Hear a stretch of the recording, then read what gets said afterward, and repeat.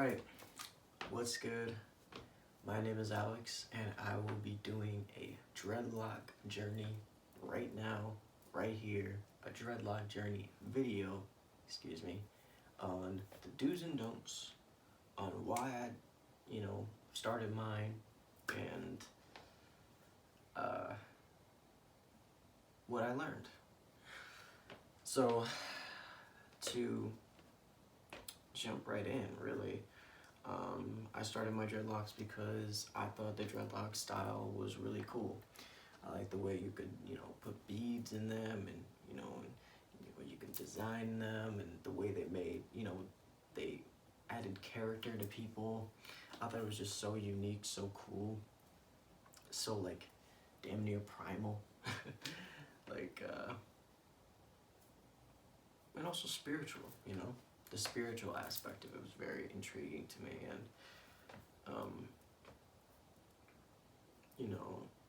from the very beginning, we can go there. A lot of people were telling me that I couldn't get dreadlocks and that it would look bad. Not only would it look bad, it would ruin my hair, and I also couldn't do it because of my hair type. Now, you can't really tell, what my hair type is anymore, but I can definitely tell you, for these dreadlocks, I would say, yeah, I had Michael Jackson's hair. Curly, but a little bit wider curls. And it did cause me a little bit of issues. I think my dreads took a little long to fully mature, but in the end, as you could see, I had a full set, towards the 5-year mark, which is when I cut them, 2 days ago.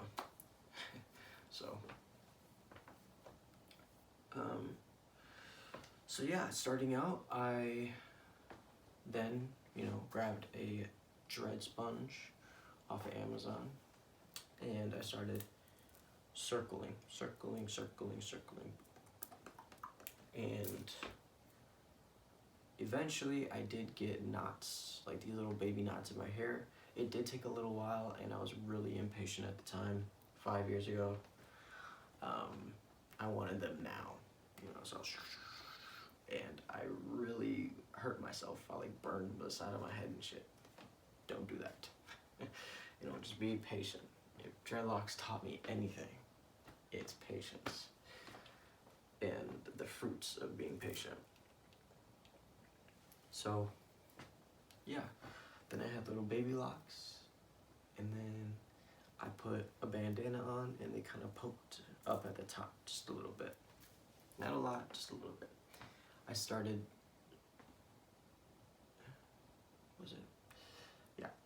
I started sponging and sectioning my hair for dreads at around this much of hair. Maybe a little smaller, but at least this much.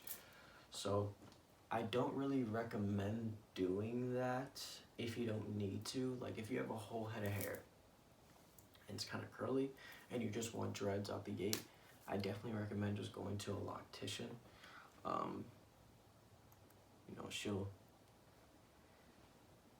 She'll fix you up. You know what I'm saying? Go there, support that business, and they can fix you up real nice. But for me personally, I really was intrigued and fascinated by the idea of freeform, semi-freeform, where you let the dreadlocks kind of grow on their own. And I kind of wanted to see what that would look like for me, right? I wanted a style that had nothing to do with me, but had everything to do with me. Yeah, it's the best way to describe it. So yeah, and that was basically the start. I'd say the first year and a half was really rough. I was kind of having to, with my fingers, like section it out from like Congoing too early. I just didn't want my Congos there for, you know, too early. But honestly, like real shit, like if you want real like free form from the jump, just don't touch your hair after you lock it for the first time. And when you get those baby locks, don't wash your hair for like 2 weeks, and kind of let your locks get strong enough so that they can at least stay locked when they touch like water, like hot water. Do not shampoo your hair within the first 2 weeks. It'll just untie it and jump you to the start again. Unless you have like really, you know, African hair. I don't, so, you know, the wider your curls are, the longer you're gonna have to wait to wash your hair. Yeah, I think that's the best way to describe it there. So, shampoo. I'm gonna show you the shampoo I've used and the importance of residue-free shampoo. We got Lavender Sky, cause I'm dreamy like that, and it's residue-free. I don't know if you can, I'm gonna get it up here. So it's 100% vegan with, what is here?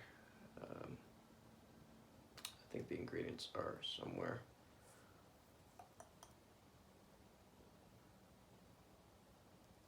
Yeah, just a bunch of essential oils.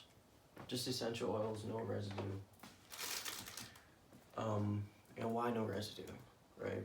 I'm gonna give you an example from my personal experience. Not because I heard it all the time, but because I actually tried it myself. So, I pick up this like high-end, like really murky, residue-y, saloon sports clips type of shampoo for dreadlocks. And after I would leave my hair out to like air dry, my hair after it was dry would just start stinking so fucking bad, and it got to the point where I had to stop using that shit, and I had to go back to Dreadlocks because I was kind of testing the waters. It was a bad idea. So, and why is that? It's because the residue gets trapped, or the shampoo gets trapped in your dreadlocks, and whatever is left just kind of stays in there, you know. And there is a way to get that out, you know, apple cider vinegar, right? I think that's what it is. Cleansing. I never did that because my hair didn't really get to that point. But if your shit is really fucked up, if you have like, you know, like fuzz like all over, you know, in the sections of your hair, if you have residues in the sections of your hair, then definitely do the vinegar, apple cider vinegar cleanse. But I never had to do it because I always stuck with residue-free shampoo. And how do you wash it? You don't wash your hair from the long ends. You want to go like this and like firmly rotate on the roots of your hair so that the shampoo over time can like clean your dreads for yourself, because it'll run down slower. It's not as sleek as just regular hair, right?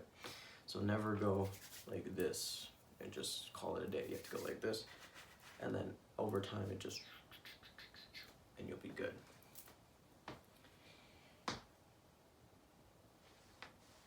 Drying. For me, dreadlocks took the longest to dry as a hairstyle, like completely. I was way too scared to use a hair dryer. Maybe I'm just fucking weird, but I was too scared to use a hair dryer, so I would kind of like smack my hair with a towel on my back and just sort of, you know, get the water out of the tips of my hair so it wouldn't just be dripping everywhere. But for me, dreadlocks do take the longest to dry. It was kind of a pain in the ass, but at the same time, it was alright. Yeah, it was kind of soothing too, you know. Like I knew my hair was getting cleaner. But that's, you know. Hats. Hats, that's actually a really good point I put down here. It's gonna be really hard for you to wear hats when your shit gets long enough. Even when it's shorter, you might just, you know, say goodbye to those and hoodies. Here's a prime example. Like at my old job, I was required to wear something for my hair, and I wore a hat that was too fucking tight on my head, and over a span of however long I was working there, I lost like 3 fucking dreads just because of the moisture in the area, and it was bad, you know. Like hats in general, they kind of fuck with your hairline, you know. They kind of rub, and you know, as they rub, they kind of scoot it back. So be careful with that. And it's even worse for dreads because of the weight of your hair. So the weight of your hair is going to be relative to the speed of which it sort of pulls your hairline back. So if you have like a hat on and really heavy dreads, it's going to really fuck you up. So don't do it. So my history personally, I wore a top knot. I didn't have a whole head of hair. I would cut the sides and leave the top. I really liked the hairstyle a lot. I always thought the man bun was too loose of a hairstyle. I kind of wanted thicker array of what that would look like, and at the like dreadlocks, man bun, boom, like that shit. Like it has enough volume, you know. It's not too sleek, too thin. I fuck with the heavy, so that's why I did that. Plus, a girl told me that she really liked how I looked with a man bun, and she thought men with man buns were gay. So, yeah. So why did I cut them? You can ask anyone that's grown a set of locks and has decided to cut them. It's either one or two things. It's honestly, it's really spiritual. The whole dreadlock journey for me was like really spiritual. You're either hiding behind them or you need a cleanse. For me, it was both. I was hiding behind my dreadlocks and I needed a massive cleanse because they were soaking in a lot of like negative energy for me. And it felt really fucking weird when I was cutting them off because like I could feel it. Like it was crazy. But that's why I cut them. It was because I was hiding behind them and I needed a cleanse. And what did I learn? What I learned from growing freeform dreadlocks is patience, and how beautiful patience really can be if you play it right. Like, I started out my dreadlocks with one session of me just knotting my hair. And after 5 years, I got the craziest looking dreadlocks I've ever seen. No one had the same fucking hairstyles I did.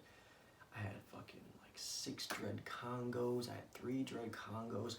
I had super thick dreads. I had dreads with beads on it, like, and I would stylize it, and it would just grow, and it would evolve on its own way, and I thought that was just the coolest shit ever.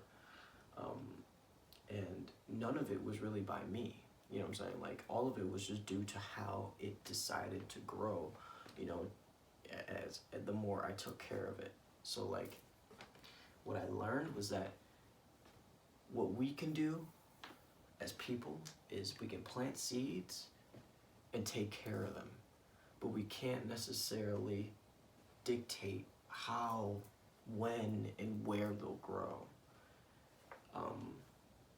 That's what I learned from growing freeform dreadlocks, my set of freeform dreadlocks, which is really important, like really important. And why? Why did I grow dreadlocks in the first place? Like,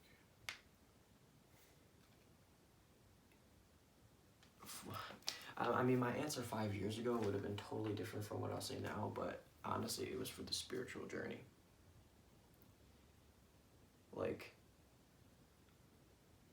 the thickness of the dread, losing a dread, getting your first Congo, growing your dread, hearing what people have to say about your dreads, continuing to grow your dreads despite of what people say, taking care of your dreads, knowing what is good for your dreads, what is not, you know, which direction you want your dreads to go, how you want to hold them, how you, like, you know, you play with them. It's all its own journey, and that's what I loved about it the most, and why I did it. From my experience with 5 years of having them. At first, it was just because it gave, like, the rappers and the singers that I would watch, like, a lot of character, and it's how I'd remember them. And now I know why.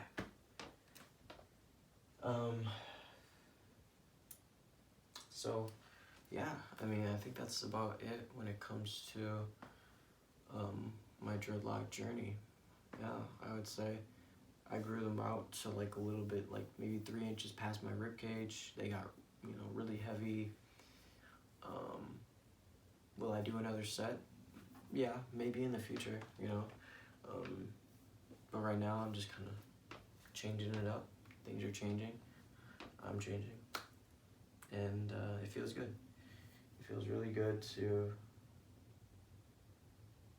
know that I did this, as well as know that I was able to let it go as well. So, thank you so much for watching. Leave a like if you like the video, subscribe if you want to see more of my content, my creations. Thank you for all your love and support. Truly is appreciated, and I love you guys, for real. This is my, oh yeah, and these are, like, some of the colors and the strings I would use for my hair. I stylized it, like, 2 months after I cut them. It was like a rite of passage sort of thing. Would I recommend going on this journey? Abso-fucking-lutely. You'll learn a lot about yourself. And it's beautiful.